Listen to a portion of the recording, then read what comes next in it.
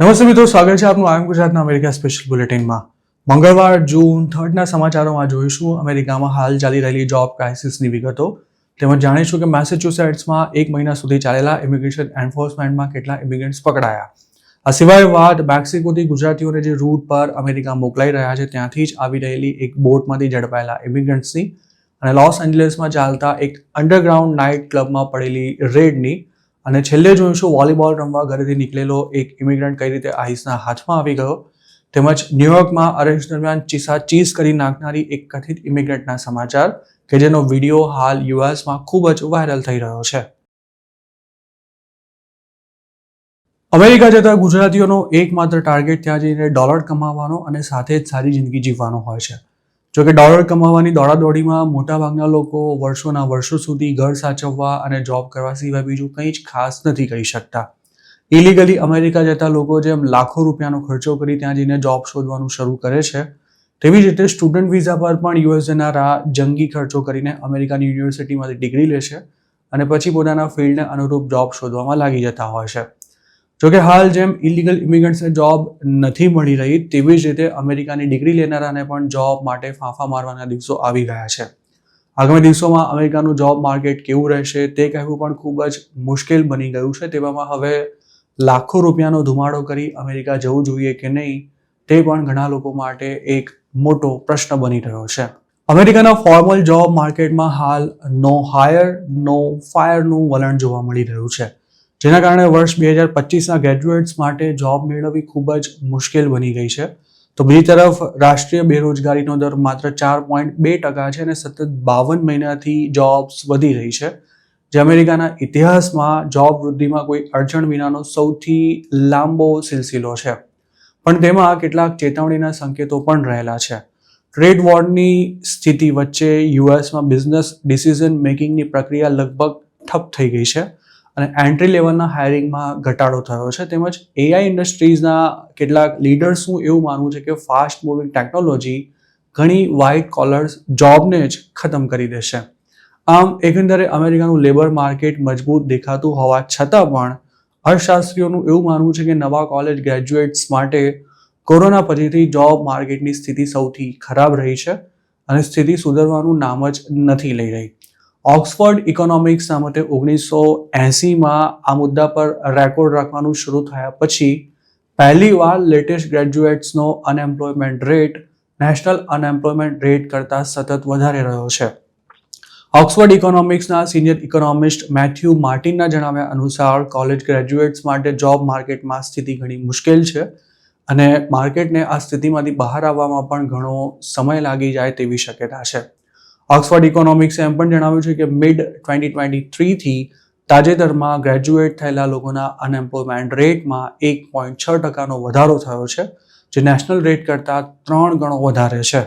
અમેરિકાના bureau of labour statistics મુજબ 20 થી 24 વર્ષની ઉંમરના લોકોનો અનએમ્પ્લોયમેન્ટ રેટ નેશનલ એવરેજ 8.2 કરતાં પણ લગભગ 2 ગણો વધારે છે। વર્ષ 2021 અને 22માં વર્કર્સને જોબ પર રાખવા માટે જજુમ્યા પછી બિઝનેસીસ હાલ અસ્પષ્ટ ટ્રેડ વોર અને ઊંચા વ્યાજ દરને કારણે વધુ સાવચેતીભર્યું વલણ અપનાવી રહ્યા છે। અમેરિકાના લેબર ડિપાર્ટમેન્ટે ગુરુવારે એવું જણાવ્યું હતું કે મે મહિનાના મધ્યમાં બેરોજગારી ભથ્થું મેળવનારા લોકોની સંખ્યા 4 વર્ષની નવી ટોચ પર પહોંચી ગઈ હતી। આંકડો એ વાતનો સંકેત આપી રહ્યો છે કે લોકોને જોબ શોધવામાં વધુ સમય લાગી રહ્યો છે।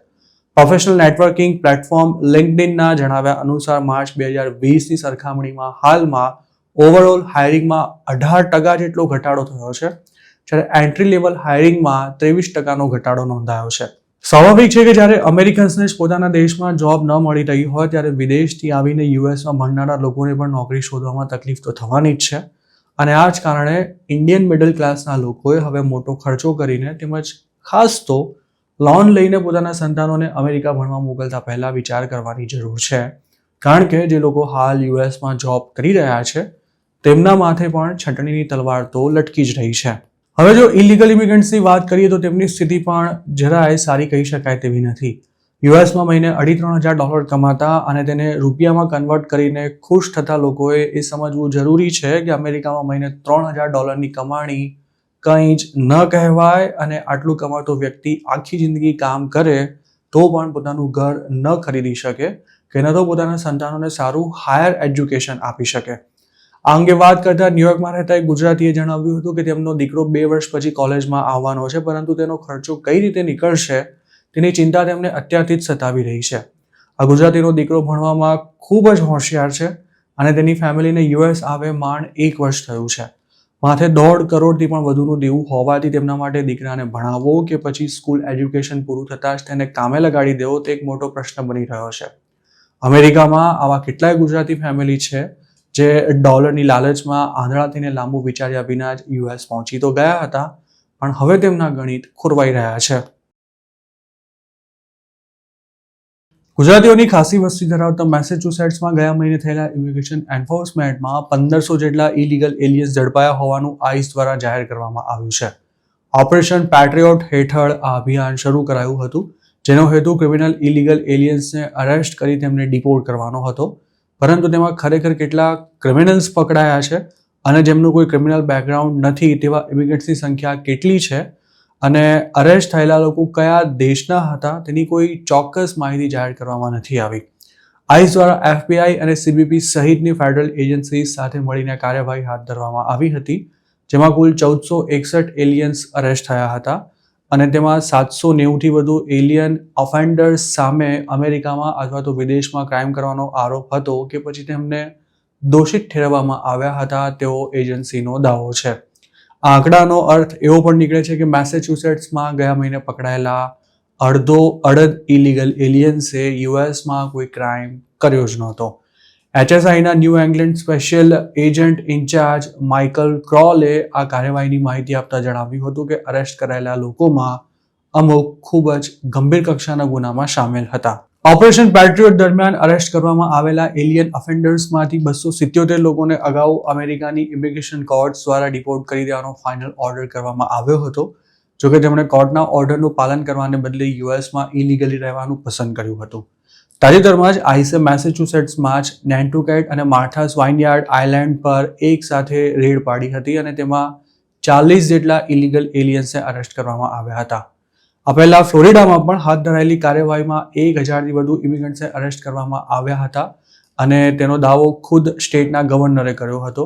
તેમજ થોડા દિવસો પહેલા જ ફ્લોરિડામાં એક કન્સ્ટ્રક્શન સાઇટ પરથી જ 100 લોકોની ધરપકડ કરવામાં આવી હતી. તેમજ સુપ્રીમ કોર્ટે 5 લાખ ઇમિગ્રન્ટ્સને અપાયેલા પ્રોટેક્શનને ખતમ કરી દેવાની મંજૂરી આપ્યા બાદ પણ ફ્લોરિડામાં ઠેર ઠેર આઈસી રેડ શરૂ થઈ હતી. આઈસને રોજના ઓછામાં ઓછા 3000 લોકોને અરેસ્ટ કરવાનો ટાર્ગેટ મળ્યો છે, પરંતુ તેની સામે મેસેચ્યુસેટ્સ જેવા અનડોક્યુમેન્ટેડ ઇમિગ્રન્ટ્સની મોટી વસ્તી ધરાવતા આખા સ્ટેટમાંથી એજન્સી એક મહિનામાં માંડ 1500 લોકોને પકડી શકી છે, જે દર્શાવે છે કે ટ્રમ્પે આપેલો ટાર્ગેટ અચીવ કરવો આઈસ માટે લોઢાના ચણા ચાવવા જેવો મુશ્કેલ છે. આઈસ દ્વારા લાર્જ સ્કેલ પર જે ઓપરેશન્સ હાથ ધરાય છે તેમાં અરેસ્ટ થયેલા અમુક લોકોને બાદ કરતા મોટાભાગના ઇમિગ્રન્ટ્સની નેશનાલિટીની માહિતી જાહેર કરવામાં નથી આવતી, જેથી તેમાં કોઈ ઇન્ડિયનની ધરપકડ થઈ છે કે કેમ તે ક્લિયર નથી થઈ શકતું. મેસેચ્યુસેટ્સમાં જે કાર્યવાહી કરવામાં આવી હતી તે મોટાભાગે ટાર્ગેટેડ રેડ્સ હતી, જેમાં એવા લોકોને ટાર્ગેટ કરવામાં આવ્યા હતા કે જેમની સામે ફાઇનલ રિમૂવલ ઓર્ડર કે પછી અરેસ્ટ વોરંટ્સ પેન્ડિંગ હતા.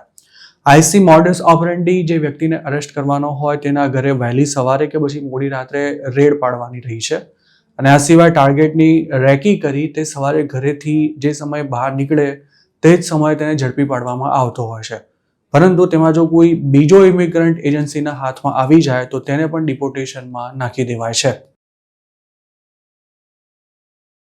મેક્સિકોથી ઇલીગલ લેન્ડ બોર્ડર ક્રોસિંગ ભલે સાવ તળિયે પહોંચી ગયું હોય, પરંતુ હાલ એ વાતના મજબૂત પુરાવા મળી રહ્યા છે કે ઇમિગ્રન્ટ્સને ડોંકર્સ લેન્ડ બોર્ડરની જગ્યાએ દરિયાઈ માર્ગે અમેરિકામાં ઘુસાડી રહ્યા છે. હજુ મે 10ના રોજ જ કેલિફોર્નિયાના દરિયાકાંઠે એક નાનકડી બોટ ઊંધી વળી જતા તેમાં સવાર ઉત્તર ગુજરાતનું એક ફેમિલી ડૂબી ગયું હતું, જેમાં તેમના 2 બાળકોના મોત થઈ ગયા હતા, જ્યારે પતિ પત્નીને ગંભીર હાલતમાં હોસ્પિટલ ખસેડાયા હતા. આ ઘટનાના થોડા દિવસો બાદ હવે અમેરિકાના કોસ્ટ ગાર્ડ્સે 25 ફૂટ લાંબી એક બોટ પકડી હતી, જેમાં 16 લોકોને ઇલીગલી અમેરિકામાં ઘુસાડવામાં આવી રહ્યા હતા.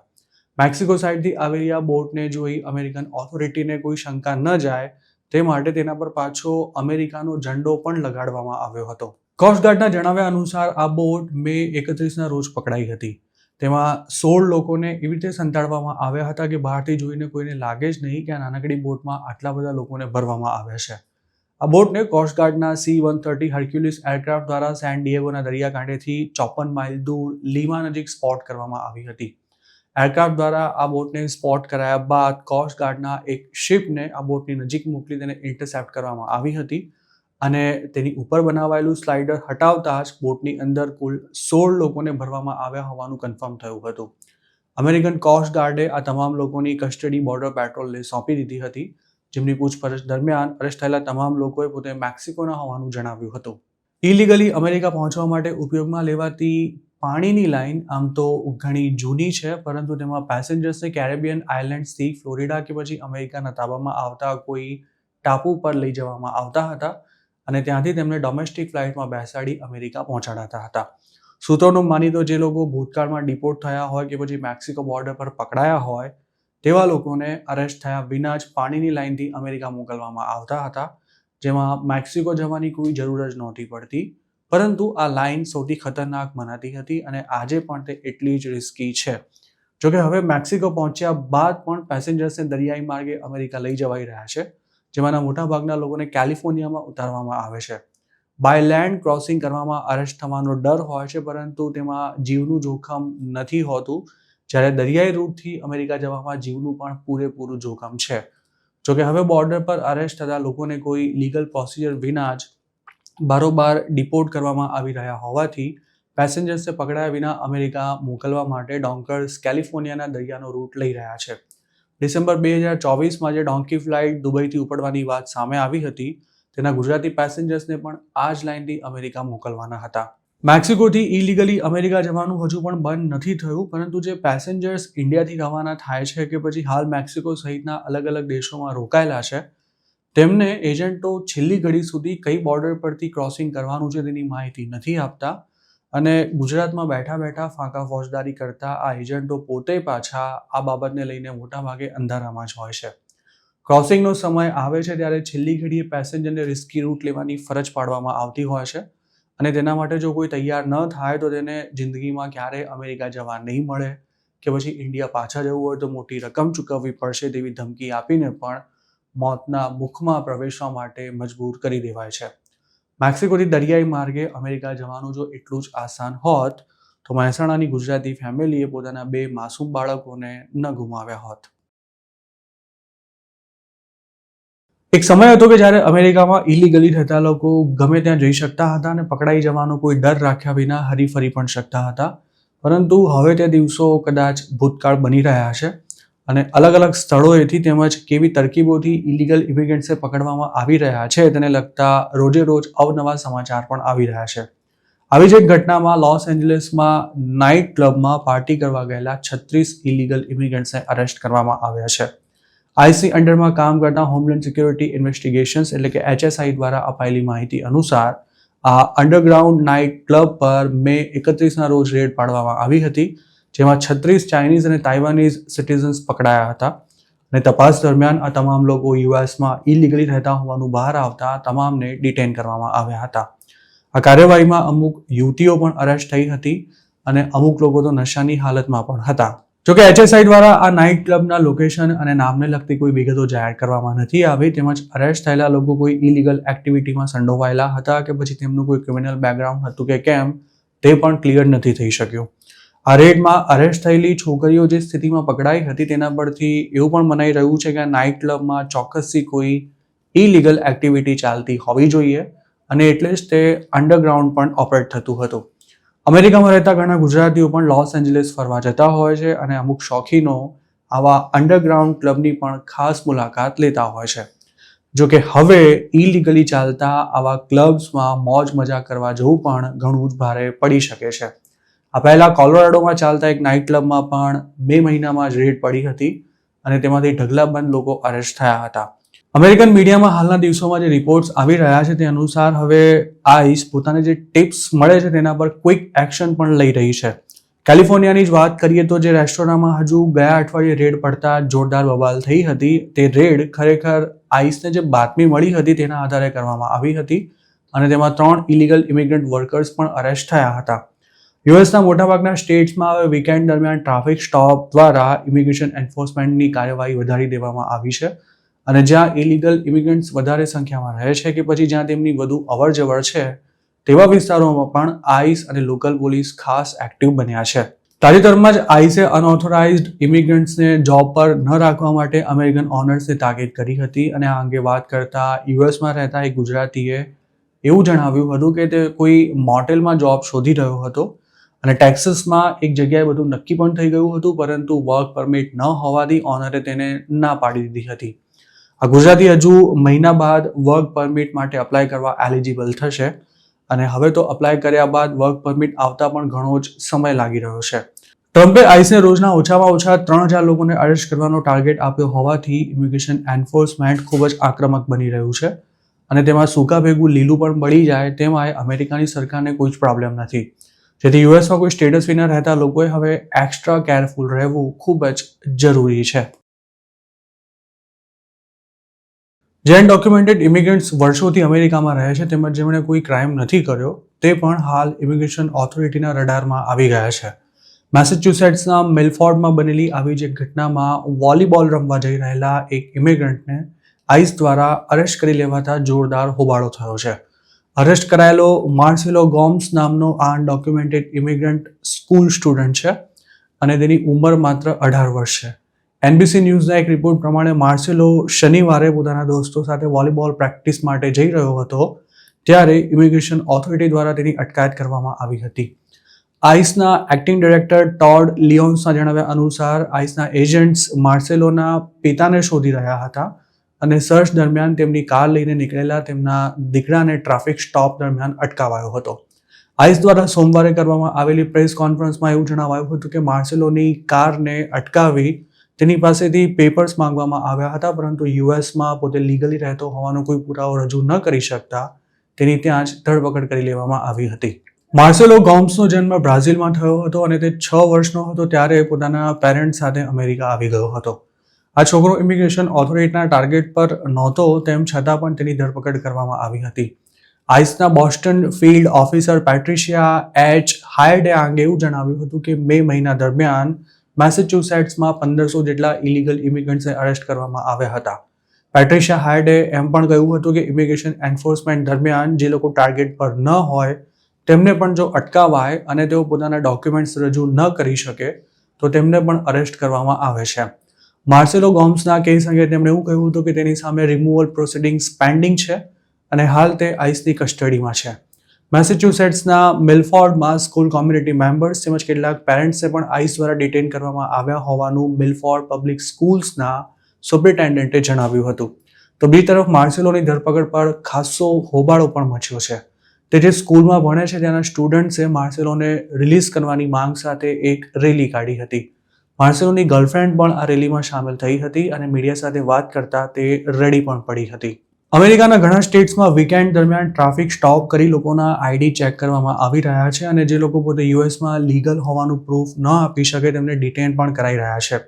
યુએસમાં રહેતો હિસ્પેનિક સમુદાય આઈસ પર એવા પણ આક્ષેપ કરી રહ્યો છે કે લોકોને ચહેરા જોઈને જ અટકાવવામાં આવી રહ્યા છે. આ પ્રકારની કાર્યવાહીના રિપોર્ટ પણ એકાદ મહિના બાદ જાહેર કરવામાં આવતા હોય છે અને જો કોઈની ધરપકડને કારણે મોટો હોબાળો ન થયો હોય તો તેની માહિતી ઓફિશિયલી જાહેર જ નથી કરાતી.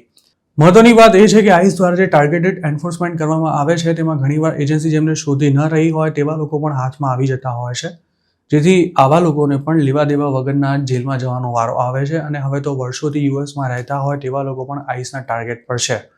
હજુ થોડા દિવસો પહેલા જોર્જિયામાં 18 વર્ષની એક મેક્સિકન છોકરીને ટ્રાફિક વાયોલેશનના ખોટા કેસમાં અરેસ્ટ કર્યા બાદ તેની ઇમિગ્રેશન સ્ટેટસની માહિતી આઈસ સાથે શેર કરી દેવાતા તેને પણ ખાસા દિવસો સુધી જેલમાં રહેવું પડ્યું હતું. આઈસની કાર્યવાહીમાં ઘણા ગુજરાતીઓ પણ ડિટેન થયા છે, પરંતુ તેમની કોઈ પણ ઓફિશિયલ માહિતી રિલીઝ કરવામાં નથી આવતી અને ગુજરાતીઓ આવું કંઈ થાય ત્યારે જેલમાં ગયેલા વ્યક્તિને છોડાવવા માટે ન તો મદદ કરવા આગળ આવતા હોય છે કે ન તો તેની માહિતી પણ બહાર આવવા દેવાય છે. અમેરિકામાં ઇલીગલ ઇમિગ્રન્ટ્સને પકડવા માટે હાલ જે પદ્ધતિઓ અપનાવવામાં આવી રહી છે તેના કારણે ખાસો વિવાદ પણ સર્જાઈ રહ્યો છે. અનડોક્યુમેન્ટેડ ઇમિગ્રન્ટ્સની ધરપકડના ખાસા વિડીયો પણ છેલ્લા કેટલાક દિવસોમાં સોશિયલ મીડિયા પર શેર કરવામાં આવ્યા છે, જેમાં તેમની સાથે જાનવરો જેવું વર્તન કરવામાં આવી રહ્યું હોવાનું પણ જોઈ શકાય છે. ન્યુયોર્કમાં પણ હાલમાં આજે એક હિસ્પેનિક યુવતીની આ જ રીતે ધરપકડ કરવામાં આવી હતી, જેનો એક કહેવાતો વિડીયો જોરદાર વાયરલ થઈ રહ્યો છે. આ વિડીયોના કોપીરાઇટ્સ અમારી પાસે ન હોવાથી અમે તેને બતાવી શકીએ તેમ નથી. જો કે તેમાં જોઈ શકાય છે કે ન્યુયોર્ક પોલીસની એક મહિલા ઓફિસર હાથકડી પહેરાવાયેલી આ યુવતીને પકડીને ઊભી છે અને તે યુવતી ચીસાચીસ કરી રહી છે. આ યુવતીની હાલત જોઈને એક અમેરિકન વચ્ચે પડવાની કોશિશ કરે છે, પરંતુ પોલીસ તેને ધક્કો મારીને હડસેલી દે છે. આ દરમિયાન અન્ય એક પોલીસ ઓફિસર બીજા એક યુવકને પણ પકડી લાવે છે અને પછી આ યુવતીને 3 પોલીસવાળા ઘેરીને એક કાર તરફ લઈ જતા આ વિડીયોમાં જોઈ શકાય છે. જોકે પોતાની ધરપકડનો પ્રતિકાર કરતી આ યુવતી પોતાનો ફોન આપી દેવા માટે વિનંતી કરે છે, પરંતુ પોલીસ તેની એક પણ વાત નથી સાંભળતી અને તેને બળજબરીપૂર્વક લઈ જવામાં આવે છે. સ્પેનિશ બોલતી આ યુવતી શું કહી રહી છે તે અમે નથી સમજી શક્યા, પરંતુ તેના હાવભાવ પરથી એવું લાગી રહ્યું છે કે પોલીસે જાણે તેને રસ્તા પરથી જ પકડી છે અને તેને ડિટેન્શન સેન્ટર લઈ જવાઈ રહી છે. આ વિડીયો શેર કરનારા લોકો એવો દાવો કરી રહ્યા છે કે અરેસ્ટ કરાયેલી યુવતી અનડોક્યુમેન્ટેડ ઇમિગ્રન્ટ હતી, જેને NYPD દ્વારા પકડવામાં આવી હતી. આ વિડીયોમાં દેખાઈ રહેલી યુવતી ખરેખર કોઈ ઇમિગ્રન્ટ જ છે કે પછી તેની કોઈ ક્રાઇમ કરતા અરેસ્ટ કરવામાં આવી છે તે પણ ક્લિયર નથી થઈ શક્યું. અને આ વિડીયો શેર કરનારા લોકો જે દાવા કરી રહ્યા છે તેને પણ અમે વેરીફાઈ નથી કરી શક્યા. ન્યુયોર્ક સિટીની પોલીસ ઇમિગ્રેશન એન્ફોર્સમેન્ટમાં આઈસની અમુક જ સંજોગોમાં મદદ કરતી હોય છે અને આ વિડીયોમાં કોઈ ઇમિગ્રેશન ઓફિસર પણ નથી દેખાઈ રહ્યો. વિડીયોમાં છેલ્લે જે દ્રશ્યો દેખાય છે તેમાં જોઈ શકાય છે કે અરેસ્ટ કરાયેલી યુવતીને એક કારમાં બેસાડી દેવાય છે. આ વિડીયોને ટિકટોક પર શેર કરવામાં આવ્યો હતો, જ્યાંથી ડાઉનલોડ કરી તેને અન્ય સોશિયલ મીડિયા પ્લેટફોર્મ્સ પર વાયરલ કરવામાં આવી રહ્યો છે. પરંતુ આ વિડીયો ક્યારે શૂટ કરાયો હતો તેની કોઈ પણ ચોક્કસ વિગતો તેમાં નથી જણાવાઈ. અમેરિકામાં હાલ એવી ઘણી ઘટનાઓ બની છે કે જેમાં આઈસની રેડ દરમિયાન લોકોએ ભેગા થઈને જોરદાર હોબાળો કર્યો હોય. હજુ ગયા અઠવાડિયે જ કેલિફોર્નિયાના સેન ડિએગોમાં એક રેસ્ટોરાંમાં રેડ પાડવા પહોંચેલા આઈસના એજન્ટ્સે 3 લોકોને અરેસ્ટ કરતા તેમને ઘેરી લઈને સ્થાનિક લોકોએ જોરદાર સૂત્રોચ્ચાર કર્યા હતા. તેવી જ રીતે જોર્જિયામાં એક મેક્સિકન છોકરીની ધરપકડ થયા બાદ તેનો બોન્ડ પર છુટકારો થતા તેને ખોટા કેસમાં અરેસ્ટ કરનારો લોકલ પોલીસ ઓફિસર એટલો ડરી ગયો હતો કે તેણે જોબ જ છોડી દીધી હતી. એક તરફ ઇમિગ્રેશન એન્ફોર્સમેન્ટ સામે ઇન્ડિયન્સ ક્યારેય અવાજ નથી ઉઠાવતા, તો બીજી તરફ હિસ્પેનિક કોમ્યુનિટીના લોકો તેનો જોરદાર વિરોધ કરતા રહે છે અને અરેસ્ટ થયેલા લોકોને છોડાવવા માટે ક્રાઉડ ફંડિંગ પણ કરવામાં આવતું હોય છે. જોકે હવે ઇમિગ્રેશન એન્ફોર્સમેન્ટ દિવસે ને દિવસે ખૂબ જ આક્રમક બની રહ્યું છે, કારણ કે તેનો હેતુ વધારે લોકોને પકડવા કરતાં યુએસમાં કોઈ સ્ટેટસ વિના રહેતા લોકોમાં ડરનો માહોલ ઊભો કરવાનો છે. ધરપકડના ડરથી લોકો સામે ચાલીને જ અમેરિકા છોડી દે તે માટે સેલ્ફ ડિપોર્ટેશન પ્રોગ્રામ પણ શરૂ કરવામાં આવ્યો છે. જોકે તેમાં રજિસ્ટ્રેશન કરાવનારા કે પછી તેનો લાભ લઈ ચૂકેલા લોકોની નેશનાલિટીને લગતો કોઈ ડેટા હજુ સુધી જાહેર નથી કરાયો. તો મિત્રો, આ હતા અમેરિકાના આજના મુખ્ય સમાચાર. આપને જો મારી રજૂઆત પસંદ આવી હોય તો આ વિડીયોને લાઇક અને શેર કરવાનું તેમજ IM ગુજરાતની YouTube ચેનલને સબસ્ક્રાઇબ કરવાનું ભૂલશો નહીં, કારણ કે આ ચેનલ પર આપને મળશે અમેરિકામાં રહેતા ગુજરાતીઓ માટેના મહત્વના સમાચાર અને તે પણ આપની પોતાની ભાષામાં. આપ જો મારી સાથે કોઈ ટિપ શેર કરવા માંગતા હો તો હાલ સ્ક્રીન પર દેખાઈ રહેલા WhatsApp નંબર પર પણ અમારો સંપર્ક કરી શકો છો. આપની ઓળખ ગુપ્ત રાખવામાં આવશે.